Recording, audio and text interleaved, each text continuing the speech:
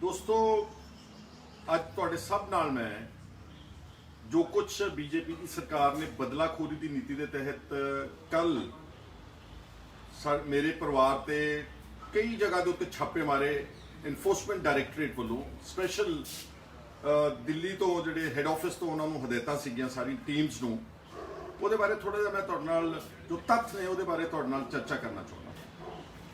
ਪਹਿਲਾਂ ਤਾਂ ਮੈਂ ਕਹਿਣਾ ਚਾਹੁੰਦਾ शुरुआत में कि बिल्कुल घबराना नहीं गा, मेरी सेहत पर कोई असर नहीं। इदा दे हज़ारा रेड करके देख लें, अगर वो समझते हैं बीजेपी की सरकार कि इस तरह किसी को धमका के या ईडी दे रेड करके या CBI दे रेड करके साड़ी जुबान बंद करा लेंगे, जो असी लोगों के हकूक लिए बोलते हैं या किसान अंदोलन के हक में बोले हैं या नवरीत सिंह के होए कतल के मुतलक बोले हैं या जो तशद्दद ढाया गया साडे पंजाब के नौजवान तबके के उत्ते, चाहे वह नौदीप कौर सी ते चाहे वह शिव कुमार सी ते चाहे वह लखे सिधाने के खिलाफ मुकदमा वा ते चाहे वह दीप सिद्धू नूं फड़ के अंदर दिता, चाहे वह रणजीत सिंह नूं किस तरह नाल लंगर चों चक के बीजेपी दे ते RSS के पेड बदमाशा ने उसनूं टॉर्चर किया, कुटिया, पुलिस वाले ने उहदे मूँह दे उहदी पग ते उहदी दाढ़ी दे उत्ते पैर रख के उसनूं मिधण की कोशिश की।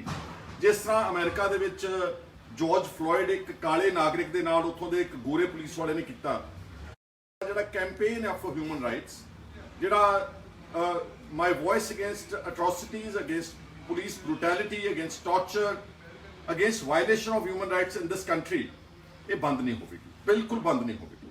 और इदां दे ईडी दे नोटिस उन्होंने कई एक्टर्स तापसी पन्नू या अनुराग कश्यप, दलजीत दोसांझ, बहुत सारे पंजाब के होर होनहार आर्टिस्ट लोगों को ईडी के बहुत सारे नोटिस इनकम टैक्स दी रेड्स हुई होंगे, पर जो कल उन्होंने आन के मेरे हकूक के उत्ते डाका मारा, क्योंकि एक पासे पंजाब की विधान सभा का सैशन चल रहा है तो जो सवेरे टीम आई है मैं उन्होंने कहा मैं मैंबर है, मैं फॉर्मल लीडर ऑफ ओपोजिशन है तो मैं अपना विधान सभा का सैशन अटेंड करना, तो तुम मेरी प्रेमिसेस मेरी कोठी में मेरे घर में जिन्ना मर्जी सर्च करो, जी सद के सर्च करो, क्योंकि मैं तो कभी कोई मनी लॉन्ड्रिंग ड्रग मनी ये कोई दूर का सरोकार भी नहीं गा।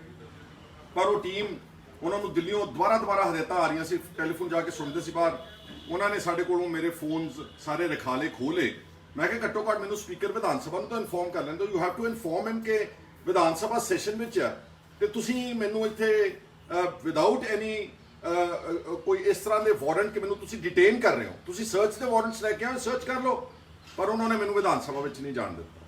खैर जो विधान सभा के कल मेरी गैर हाजिरी में ते अज विधान सभा के सारिया पार्टियां के आगुआं ने, मैं सारिਆਂ ਦਾ बहुत शुक्रगुजार है। बहुत निंदा प्रस्ताव पंजाब की विधान सभा इस कल के ईडी के रेड में लैके बदलाखोरी की राजनीति में लैके वो आ रहे हैं। मैं सब का मैं हुण नाम नहीं लेना चाहता, बहुत सारे मैंबर्स ने मेरे हक में हाँ का नारा मारिया, अज नवजोत सिंह सिद्धू ने और पार्लीमेंटरी अफेयर्स मिनिस्टर ब्रह्म महिंद्रा जी ने तो स्पीकर जोड़े राणा KP सिंह है उन्होंने सारे ने कॉग्निजेंस लैके जो कंवर संधू MLA खरड़ ने रेजोल्यूशन मूव किया उन्होंने बहुत ठोस गल्लां हाउस के ऑन रिकॉर्ड लैके, मैं उन्होंने सारे का भी धन्यवाद करता। अकाली दल के भी कल मैंबर्स ने मेरे या बदलाखोरी की राजनीति को कंडेम किया। इस तरह परमिंदर सिंह ढींडसा डेमोक्रेटिक अकाली दल, मेरे नाल दे MLA पिरमल सिंह खालसा ते जगदेव सिंह कमालू ते कंवर संधू कल सारा दिन इत्थे धुप्पे बाहर गेट के मोड़े खड़ के उन्होंने बहुत मदद साडे हक में आवाज़ उठाई। इस तरह ही कुछ ट्रेजरी बेंचेस वालों जिदा कल भी नवजोत सिंह सिद्धू ने शायद मिस्टर चन्नी ने जोड़े साढ़े टैक्नीकल एजुकेशन मिनिस्टर उन्होंने गल की, अज मैं सुन रहा था रवनीत बिट्टू ने भी ये कहा वा कि बहुत एक गंदी राजनीति देश में शुरू की गई है। दोस्तों मैं तो सिर्फ ये कहना चाहना कि जो इल्जाम मेरे ते ला रहे हैं, क्योंकि अखबार जड़ियाँ ने ट्यूटर्ड होंगे ने, अखबार ने अज मैं चक्कियां अखबार, सोशल मीडिया तो बहुत इंडिपेंडेंट है, तुम सारी गल मेरी सुन ली देख ली। अखबार ने फिर लिखा सीगा कि Khairaj house raided for money laundering drug trafficking.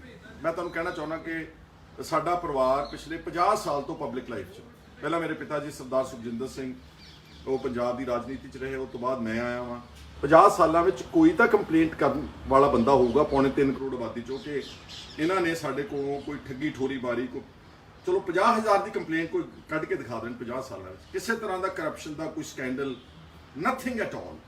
जो कुछ सरकारां कर रही ने समय समय दी सरकारां, वो क्योंकि मैं लोगों के हकूक की गल करता, बेइंसाफी के खिलाफ बोलता, सरकार के खिलाफ बोलता, उदों मेरी आवाज़ बंद कराने के मनसूबे बनाती है। ਪਹਿਲਾਂ ਅਕਾਲੀ ਦਲ ਦੀ ਸਰਕਾਰ ਨੇ ਮੇਰੇ ਤੇ 6-7 ਪਰਚੇ ਦਰਜ ਕੀਤੇ, ਉਹ ਵਾਹਿਗੁਰੂ ਦੀ ਕਿਰਪਾ ਨਾਲ ਸਾਰੇ ਹਾਈ ਕੋਰਟ ਨੇ ਸਾਰੇ ਕੁਆਸ਼ ਕੀਤੇ। ਹੁਣ ਜਦੋਂ ਪਿਛਲੀ ਕਰੰਟ ਟੈਨਿਓਰ ਵਿੱਚ ਮੈਂ Rana Gurjit Singh mining mafia minister ਦੇ ਖਿਲਾਫ ਸਕੈਂਡਲ ਦੇ ਖਿਲਾਫ ਆਵਾਜ਼ ਉਠਾਈ, ਉਹਨੂੰ ਅਸਤੀਫਾ ਦੇਣਾ ਪਿਆ। ਉਹਨਾਂ ਨੇ ਮੇਰੇ ਤੇ ਨਜ਼ਲਾ ਸੁੱਟਦੇ ਹੋਏ ਸਰਕਾਰ ਨੇ ਮੇਰੇ ਤੇ ਡਰੱਗਸ ਦਾ ਇੱਕ ਬਹੁਤ ਵੱਡਾ ਮਾਮਲਾ ਕ੍ਰੀਏਟ ਕੀਤਾ, ਐਬਸੋਲੂਟਲੀ ਫਾਲਸ ਫ੍ਰਿਵਲਸ, ਔਰ ਉਹ ਫਿਰ ਸੁਪਰੀਮ ਕੋਰਟ ਆਫ ਇੰਡੀਆ ਨੇ ਉਸ ਨੂੰ ਸਟੇ ਕਰਤੀ ਪ੍ਰੋਸੀਡਿੰਗਸ। ਹੁਣ ਜਦ ਸੁਪਰੀਮ ਕੋਰਟ ਦੀਆਂ ਪ੍ਰੋਸੀਡਿੰਗਸ ਕਿਸੇ ਡਰੱਗ ਮਾਮਲੇ ਵਿੱਚ ਸਟੇਟ ਨੇ, ਇਹ ਈਡੀ ਦਾ ਰੇਡ ਉਸੇ ਮਾਮਲੇ ਦੇ ਵਿੱਚ ਦੁਬਾਰਾ ਮੇਰੇ ਘਰਾਂ ਦੇ ਵਿੱਚ, ਮੇਰੇ ਪਿੰਡ ਛਾਪਾਮਾਰੀ ਕੀਤੀ, ਮੇਰੇ ਚੰਡੀਗੜ੍ਹ ਘਰ ਵਿੱਚ ਕੀਤੀ, ਮੇਰੇ ਸਨ ਇਨ ਲਾਅ ਦੇ ਦਿੱਲੀ ਦੇ ਰਿਹਾਇਸ਼ ਵਿੱਚ ਉਹਨਾਂ ਨੇ ਕੀਤੀ। ਉਸੇ ਡਰੱਗਸ ਮਾਮਲੇ ਨੂੰ ਕਹਿ ਰਹੇ ਨੇ ਇਨਫੋਰਸਮੈਂਟ ਡਾਇਰੈਕਟਰ ਨੇ, ਮੈਨੂੰ ਨਹੀਂ ਕਿਹਾ, ਅਖਬਾਰਾਂ ਨੂੰ ਫੀਡ ਕੀਤਾ ਕਿ ਡਰੱਗਸ ਦੇ ਮਾਮਲੇ ਵਿੱਚ ਰੇਡ ਕੀਤਾ, ਜਦ ਕਿ ਇਸ ਨੂੰ ਸੁਪਰੀਮ ਕੋਰਟ ਆਫ ਇੰਡੀਆ ਨੇ ਸਟੇ ਕੀਤਾ ਹੈ। ਔਰ ਮੈਂ ਕਹਿਣਾ ਚਾਹੁੰਦਾ ਹਾਂ ਕਿ ਇਹ ਜਿਹੜੀ ਹਿਊਮਨ ਰਾਈਟਸ ਵਾਇਲੇਸ਼ਨ ਹੋ ਰਹੀ ਹੈ ਇਸ ਵਕਤ ਸਾਰੇ ਦੇਸ਼ ਵਿਆਪਕ ਹੋ ਰਹੀ ਹੈ, ਇਕੱਲੇ ਮੇਰੇ ਤੇ ਨਹੀਂ। ਠੀਕ ਹੈ, ਮੇਰੇ ਤੇ ਉਹਨਾਂ ਨੇ ਹਰਾਸਮੈਂਟ ਕੀਤੀ, ਸਰਚ ਕੀਤਾ, ਉਹ ਕੀਤਾ, ਆਹ ਕੀਤਾ, ਅਖਬਾਰਾਂ 'ਚ ਇੱਕ ਵਿਲੀਫਿਕੇਸ਼ਨ ਤੇ ਕੈਰੈਕਟਰ ਅਸੈਸੀਨੇਸ਼ਨ ਕੈਂਪੇਨ ਚਲਾਇਆ। ਪਰ ਜਿਹਨਾਂ ਲੋਕਾਂ ਨੂੰ ਟੌਰਚਰ ਕੀਤਾ, ਜਿਨ੍ਹਾਂ ਨੂੰ ਨੋਦੀਪ ਵਰਗੀਆਂ ਦੇ ਪ੍ਰਾਈਵੇਟ ਪਾਰਟਸ ਤੇ ਹਮਲਾ ਕੀਤਾ, ਜਿਨ੍ਹਾਂ ਨੂੰ ਫੜ ਕੇ ਜੇਲ੍ਹਾਂ ਵਿੱਚ ਸੁੱਟ ਦਿੱਤਾ, ਮੇਰੀ ਹਮਦਰਦੀ ਉਹਨਾਂ ਦੇ ਨਾਲ ਵੀ ਆ। ਉਹਨਾਂ ਵਾਸਤੇ ਮੇਰੀ ਆਵਾਜ਼ ਹਰ ਵਕਤ ਉੱਠਦੀ ਰਹੇਗੀ। ਦੂਸਰਾ ਮੈਂ ਕਹਿਣਾ ਚਾਹੁੰਦਾ ਕਿ ਪਹਿਲਾਂ ਆਪਾਂ ਮਨੀ ਲਾਂਡਰਿੰਗ ਦੀ ਗੱਲ ਕਰ ਲਈਏ। ਮਨੀ ਲਾਂਡਰਿੰਗ ਮੇਰੇ ਸਤਿਕਾਰਯੋਗ ਵੀਰੋ ਤੇ ਭੈਣੋ ਕੀ ਹੁੰਦੀ ਹੈ? ਮਨੀ ਲਾਂਡਰਿੰਗ ਇਸ ਜਿਹੜੇ ਲੋਕ ਵੱਡੇ ਕਾਰਪੋਰੇਟ ਹਾਊਸਸ, ਅਮੀਰ ਆਦਮੀ, ਤਾਕਤਵਰ ਪੋਲੀਟੀਕਲ ਆਦਮੀ ਜਿਨ੍ਹਾਂ ਨੇ ਰਾਜ ਸੱਤਾ ਭੋਗੀ ਆ, ਉਹ ਆਪਣਾ ਕਾਲਾ ਧਨ ਵਿਦੇਸ਼ਾਂ ਵਿੱਚ ਦੀ ਘੁਮਾਉਂਦੇ ਨੇ। ਉਹਨਾਂ ਦੇ ਆਫਸ਼ੋਰ ਅਕਾਊਂਟਸ ਹੁੰਦੇ ਨੇ।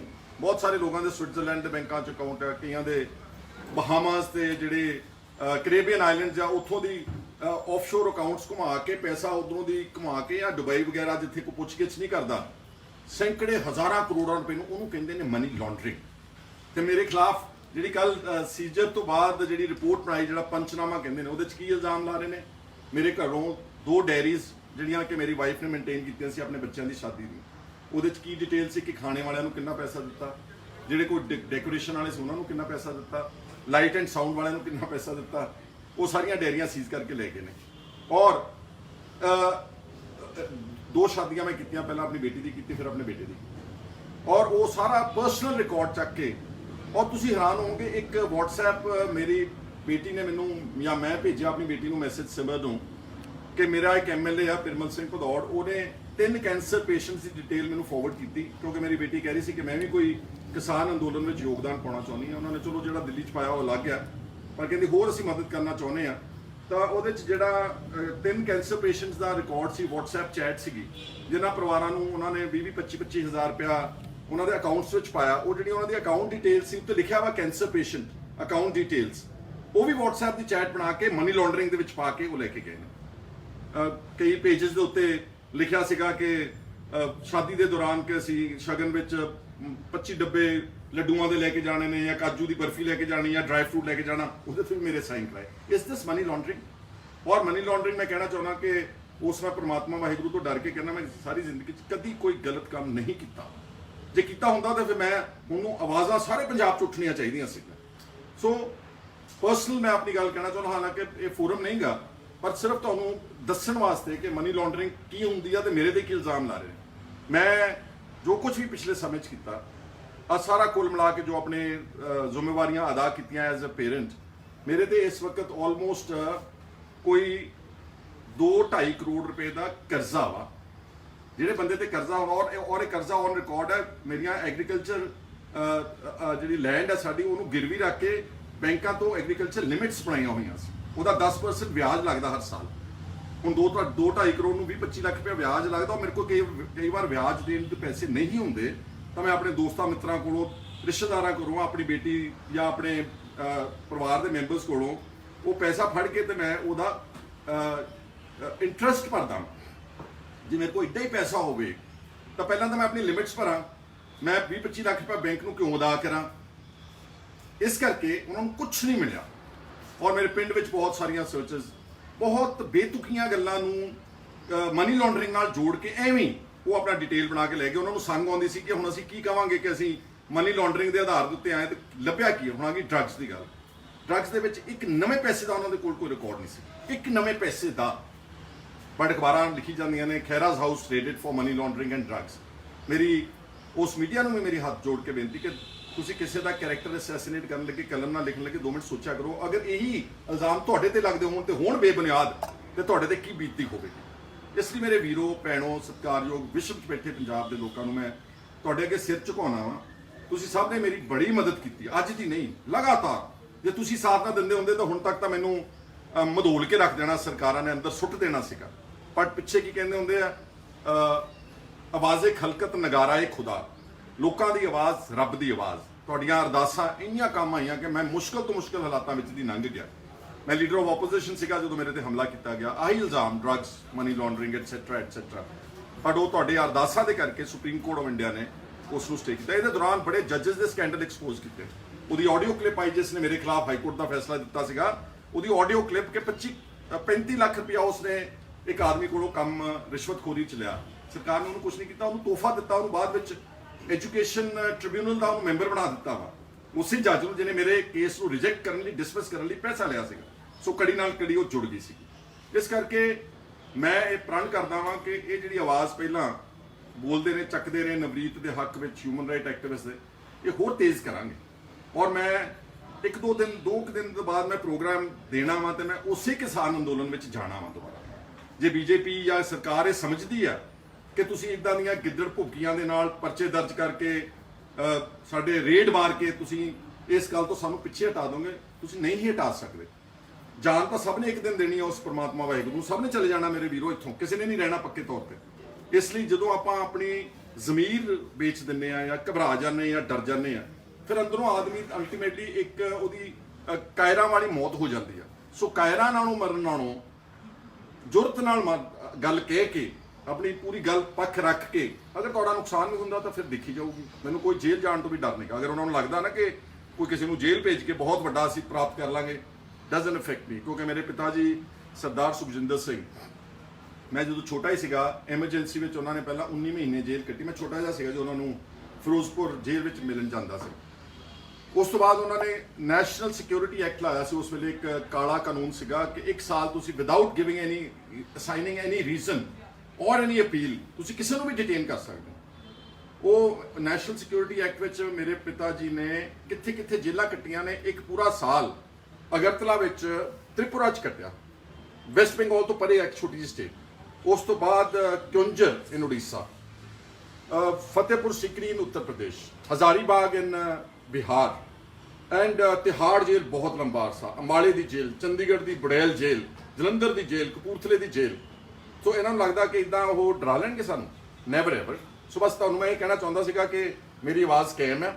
ਔਰ ਤੁਹਾਡਾ ਸਾਰਿਆਂ ਦਾ ਮੈਂ ਸ਼ੁਕਰੀਆ ਅਦਾ ਕਰਨਾ। ਜਿਹੜੀ ਪੋਲੀਟੀਕਲ ਪਾਰਟੀਆਂ ਲੀਡਰਾਂ ਨੇ ਕੀਤਾ, ਮੈਂ ਸਭ ਦੇ ਨਾਮ ਨਹੀਂ ਲੈ ਸਕ ਰਿਹਾ, ਮੈਂ ਉਹਨਾਂ ਦਾ ਵੀ ਸ਼ੁਕਰੀਆ ਅਦਾ ਕਰਦਾ। ਤੇ ਦੁਨੀਆ ਭਰ 'ਚ ਵਰਲਡ ਵਾਈਡ ਜਿਹੜਾ ਲੋਕਾਂ ਨੇ ਸਾਡੇ ਲਈ ਅਰਦਾਸ ਕੀਤੀ ਹੈ, ਉਹਨਾਂ ਸਭ ਦਾ ਮੈਂ ਸ਼ੁਕਰੀਆ ਅਦਾ ਕਰਦਾ ਔਰ ਧੰਨਵਾਦ ਕਰਦਾ। ਔਰ ਮੈਂ ਉਸ ਪਰਮਾਤਮਾ ਵਾਹਿਗੁਰੂ ਦੇ ਤੋਂ ਡਰ ਕੇ ਕਹਿਣਾ ਕਿ ਇਹਨਾਂ 'ਚੋਂ ਕੱਖ ਨਹੀਂ ਨਿਕਲੇਗਾ ਔਰ ਆਪਾਂ ਬਿਲਕੁਲ ਕਲੀਨ ਐਂਡ ਨੀਟ, ਜਿੱਦਾਂ ਪਹਿਲਾਂ ਜੋ ਕੁਝ ਆਪਣੇ ਤੇ ਹਮਲੇ ਕੀਤਾ, ਆਪਾਂ ਉਹਦੇ 'ਚੋਂ ਬੇਦਾਗ ਹੋ ਕੇ ਨਿਕਲਾਂਗੇ ਤੁਹਾਡੀਆਂ ਅਰਦਾਸਾਂ ਦੇ ਨਾਲ ਤੇ ਉਸ ਵਾਹਿਗੁਰੂ ਦੇ ਉਹਦੀ ਅਪਾਰ ਕਿਰਪਾ ਦੇ ਸਦਕਾ। ਸੋ ਤੁਹਾਡਾ ਸਾਰਿਆਂ ਦਾ ਸ਼ੁਕਰੀਆ ਅਦਾ ਕਰਦਾ ਹਾਂ। ਔਰ ਮੈਂ ਤੁਹਾਨੂੰ ਕਹੂੰਗਾ ਕਿ ਕਿਸੇ ਵੀ ਇਸ ਤਰ੍ਹਾਂ ਦੇ ਮਨਘੜਤ ਝੂਠੇ ਇਲਜ਼ਾਮਬਾਜ਼ੀ ਵਿੱਚ ਕੰਮ ਨਹੀਂ। ਕੁਝ ਲੋਕ ਬੜੇ ਸੜੇ ਜੇ ਨੇ ਫੇਸਬੁੱਕ ਤੇ, ਫਿਰ ਵੀ ਲਿਖੀ ਜਾਂਦੇ ਨੇ ਕਿ ਬੀਜੇਪੀ ਇਹਨੂੰ ਪਤਾ ਨਹੀਂ ਕੀ ਪਰਚਾ ਦਰਜ ਕਰਕੇ ਚਮਕਾ ਰਹੀ ਹੈ, ਹੀਰੋ ਬਣ ਰਹੀ ਹੈ। ਫੇਸਬੁੱਕ ਤੇ ਇਦਾਂ ਦੀਆਂ ਕਰਤੂਤ ਭੈੜੀਆਂ ਗੱਲਾਂ ਲਿਖ ਕੇ ਤੁਹਾਨੂੰ ਪਤਾ ਇਹਦਾ ਕੀ ਹਸ਼ਰ ਹੁੰਦਾ। ਤੁਹਾਡੇ ਕਦੀ ਪਰਚਾ ਦਰਜ ਹੋਇਆ ਵਾ? ਤੁਹਾਡੇ ਘਰ ਕਦੀ ਵਰਦੀ ਧਾਰਿਆਂ ਨੇ ਆਣ ਕੇ ਤੁਹਾਡੀਆਂ ਔਰਤਾਂ ਤੇ ਤੁਹਾਡੇ ਪਰਿਵਾਰ ਦੇ ਸਾਹਮਣੇ ਰੇਡ ਕੀਤਾ ਵਾ? ਕਦੀ ਜੇਲ੍ਹ ਜਾ ਕੇ ਦੇਖਿਆ ਵਾ? ਕਦੀ ਕਿਸੇ ਥਾਣੇ ਵਿੱਚ ਵੀ ਜਾ ਕੇ ਦੇਖਿਆ ਵਾ? ਫੇਸਬੁੱਕ ਤੇ ਤਾਂ ਲਿਖਣਾ ਬੜਾ ਸੌਖਾ ਕਿ ਫਲਾਣੇ ਨੇ ਆਹ ਕਰਤਾ ਜੀ, ਇਹ ਤਾਂ ਮੈਨੂੰ ਕੁਝ ਲੋਕ ਕਹਿੰਦੇ ਡਰੱਗ ਮਾਫੀਆ ਦਾ ਨਾਲ। ਜੇ ਡਰੱਗ ਮਾਫੀਆ ਨਾਲ ਰਹਿਣਾ, ਕੋਈ ਤਾਂ ਸਬੂਤ ਤਾਂ ਦਿਓ ਫਿਰ ਮੇਰੇ ਵੀਰੋ। ਦੇਅਰਫੋਰ ਇਹ ਤੋਂ ਜ਼ਿਆਦਾ ਮੈਂ ਉਹਨਾਂ ਬਾਰੇ ਵੀ ਨਹੀਂ ਕਰਨਾ ਚਾਹੁੰਦਾ। ਉਹਨੂੰ ਕਹਿਣਾ ਇਸ ਹੇਟ ਮੌਂਗਰਸ ਨੂੰ, ਟ੍ਰੋਲਰਸ ਨੂੰ, ਜਿਹੜੇ ਅੰਨੇ ਜਿਹੇ ਭਗਤ ਬਣੇ ਫਿਰਦੇ ਆ ਫਜ਼ੂਲ ਲੋਕਾਂ ਦੇ, ਜਿਨ੍ਹਾਂ ਦਾ ਪੰਜਾਬ ਨਾਲ ਕੋਈ ਸਰੋਕਾਰ ਨਹੀਂਗਾ, please stop writing bad language. ਮੈਂ ਵੀ ਤੁਹਾਡੇ ਅਗਰ ਚਾਹਾਂ ਮੈਂ ਤੁਹਾਡੀ ਇਕੱਲੇ ਦੀ ਸਕਰੀਨਸ਼ਾਟ ਪੁਲਿਸ ਨੂੰ ਹੈਂਡਓਵਰ ਕਰ ਸਕਦਾ, ਤੁਹਾਡੇ ਕੇਸ ਰਜਿਸਟਰ ਕਰਾ ਸਕਦਾ, but I do not indulge in this politics of vilification, vendetta, vindictiveness. ਇਸ ਕਰਕੇ ਮੈਂ ਜੋ ਆਪਣਾ ਕੰਮ ਹੈ ਉਹ ਕਰਦੇ ਰਹਿਣਾ। ਤੇ ਆਉਣ ਵਾਲੇ ਦਿਨਾਂ 'ਚ ਕਿਸਾਨ ਅੰਦੋਲਨ ਵਿੱਚ ਆਪਾਂ ਜਦੋਂ ਜਾਣਾ ਵਾ, ਤੁਹਾਨੂੰ ਸਭ ਨੂੰ ਕਾਲ ਦਊਂਗਾ ਜਿਹੜੇ ਤੁਸੀਂ ਸਮਝਦੇ ਹੋ ਕਿ ਹਾਂ ਆਪਾਂ ਇਸ ਅੰਦੋਲਨ ਨੂੰ ਵੀ ਮਜ਼ਬੂਤ ਕਰਨਾ, ਆਪਣੇ ਨੌਜਵਾਨਾਂ ਦੀ ਹਿਫਾਜ਼ਤ ਵੀ ਕਰਨੀ, ਤੁਸੀਂ ਸਾਰੇ ਮੇਰੇ ਨਾਲ ਵੀ ਚੱਲਣ ਦਾ ਕਿਰਪਾਲਤਾ ਕਰਨੀ। ਤੁਹਾਡਾ ਸਾਰਿਆਂ ਦਾ ਇੱਕ ਵਾਰ ਫਿਰ ਸ਼ੁਕਰੀਆ ਅਦਾ ਕਰਦਾ ਧੰਨਵਾਦ ਕਰਦਾ। ਬਹੁਤ ਸ਼ੁਕਰੀਆ। ਵਾਹਿਗੁਰੂ ਜੀ ਕਾ ਖਾਲਸਾ, ਵਾਹਿਗੁਰੂ ਜੀ ਕੀ